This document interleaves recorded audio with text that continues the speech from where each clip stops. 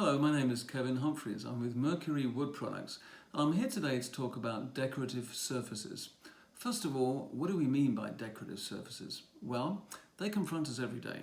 Whether you're in your home, in your kitchen, whether you're in a retail store, whether you're in a restaurant, whether you're in an office or other types of institution, you're likely to run into a decorative surface of one kind or another.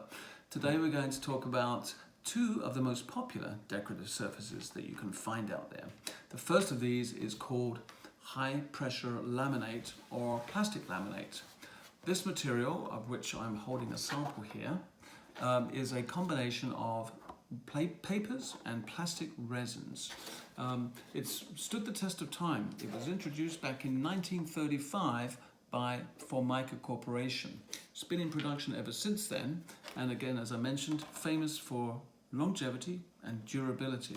Let's look at how this product is composed or made up. This demonstration sample will show you a bit more about how that's done. We've got several layers of brown craft paper, similar to your old grocery bags. We've got a layer of decorative paper. They are put together, saturated in the resins. They're put into a press at high pressure and high temperature, and at the other end emerges a rigid laminated sheet. The number of layers of paper here determine the thickness of the sheet, especially the layers of craft paper, and the texture of the sheet is determined by press plates in the press itself. In terms of the color, I can show you a chart right here from one of the manufacturers of plastic laminates with a terrific selection of color and wood grain and abstracts. The possibilities are almost endless in terms of color and very wide range of textures as well. But we're not done yet. This material that I was showing you had to be completely turned into a decorative panel, has to be worked upon some more. In other words, it has to be pressed down to a core or a substrate. The core recommended is either particle board or MDF material. Once you press your plastic laminate onto the core, top and bottom, you then need to finish the panel with edge taping or edge treatment. So from the process, you arrive at a very nice decorative completed panel. In other words, from this process I've just been talking about, you arrive at this. Very nice, very impressive, and very much a presence out there in the marketplace. Now, as I mentioned before, laminates have stood the test of time. They've been around for decades, very popular in commercial and residential interior applications. Back in the 30s and 40s, when they were introduced by Formica and others, they were really the forerunner of the modern kitchen. For the first time, you had a clean, hygienic, and very workable material for your kitchen for the preparation of food, which was really a big advancement back then, and certainly a foretaste of things to come. So, enough said at the moment for high pressure laminate. What about that second material, the one that's called thermally fused laminate? Thermally fused laminate is simply a shortcut. All you do is you go back to the composition and you remove the craft paper altogether. You're just left with a decorative layer.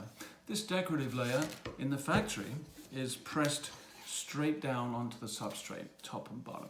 So what happens, instead of getting your laminate sheet, you get an almost finished panel because you've already made it in the factory. I'm holding an example of that here.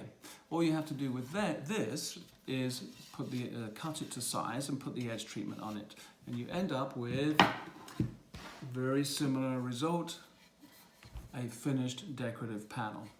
So the question arises then, why use the former material, the one that stood the test of time, when you can use a simpler and easier and really cheaper material to achieve the same ends? The answer is in one word, and that's durability. The material that I just described, the thermally fused laminate, is less durable. Not by much, but it's less durable by enough to render it rather inappropriate for a working surface, for especially countertops or cash counters, that sort of thing.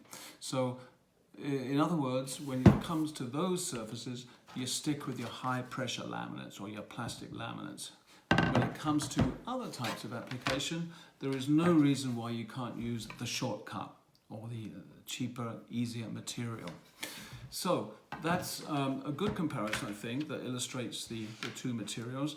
And the other thing I want to finish with is how the textures have advanced in the last decade or so. Take a look at one of the samples I've held up. This one here, very plasticky, very cheap looking. We're saying 10 years since that was produced. Now, today, the advancements in textures have come so far that you've got a material that is really difficult or virtually impossible to tell apart from real wood, not only in the look of it, but in the feel of it. So this is a terrific advancement in surface technology. Everybody's happy, the end user, the consumer. We've got to a material which is virtually maintenance-free and has all the natural features.